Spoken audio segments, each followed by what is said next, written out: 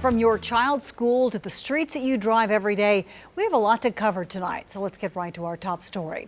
Tonight, the Tulsa Public Schools Board of Education is telling the state to stay away from their district.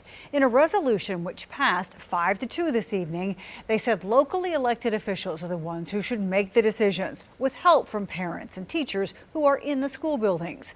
2 News Oklahoma's Brodie Myers went to the meeting. Now, Brodie, how did they characterize a possible state takeover?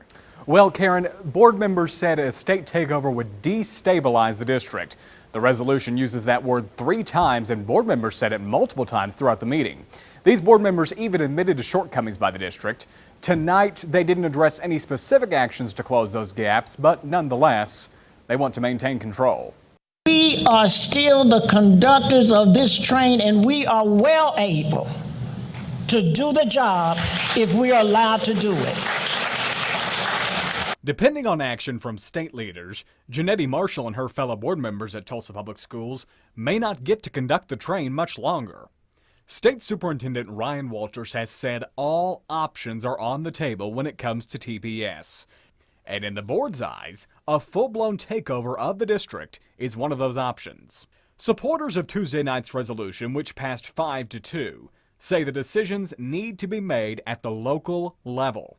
One of the 2 no votes came from board member Elena Ashley. People are trying to speak out about how they want their children protected and educated, and the board has turned, as they say, has turned a deaf ear. One of the people trying to speak out is Kathy McDonald, who claims to have a grandson at a TPS high school. She doesn't buy the destabilization rhetoric. What is there to destabilize? I mean, seriously, our children are in a tragic situation. State Superintendent Ryan Walters would agree.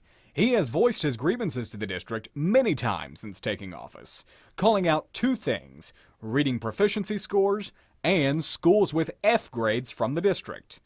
David Blatt, member of the group Protect TPS, is behind the district. He too admits the school has areas to improve. He doesn't buy the destabilization rhetoric either.